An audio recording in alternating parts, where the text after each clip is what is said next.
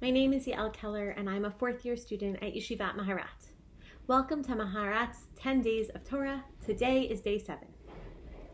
Pesach is one of my favorite holidays as it comes in the spring, which is a time filled with hope and new growth.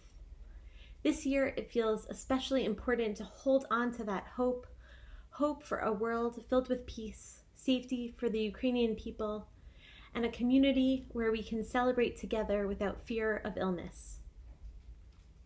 The 4 cups of wine that we drink at the Seder are a beautiful example of this hope. The Gemara Yerushalmi in Pesachim tells us that the 4 cups are each stage of the redemptive process, as noted in the Psukim in Shmot. Hotzeiti, God takes us from hard labor. Hitzalti, cup number 2, God saves us from slavery.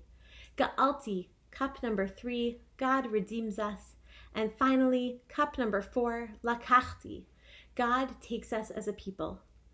Each phase of the redemptive process is important and worthy of praising God and gives us hope for a more full redemption in the future. The Torah Tamima, Rabbi Baruch Halevi Epstein, asks, what about the 5th phase of redemption? In the next pasuk, it says, Heveti, God brings us into the land of Israel. Rabbi Epstein concludes that although this is no less important than the first 4 phases of the redemptive process, we don't drink a 5th cup at the Seder because many of us still celebrate our Seder in the diaspora. And yet, we do not give up hope. We use our Kos Eliyahu, our cup of Elijah, as our 5th cup, filled and ready and waiting in the hopes of a future redemption. It reminds me of a midrash about Yetziat Mitzrayim, the leaving of Mitzrayim. After Bnei Israel have crossed the sea, Miriam leads the women in singing songs of praise to God with her timbrels.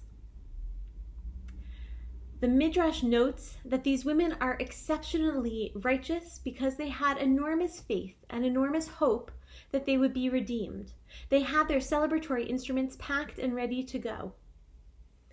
And today we echo that faith and that hope by having our 5th cup sitting on the table, ready for redemption. At the end of the Seder, we offer a hopeful promise, next year in Jerusalem. I hope for everyone that they are able to sit down at their Seder next week, filled with praise and gratitude to God for a hope in redemption and a way to make the world a better place.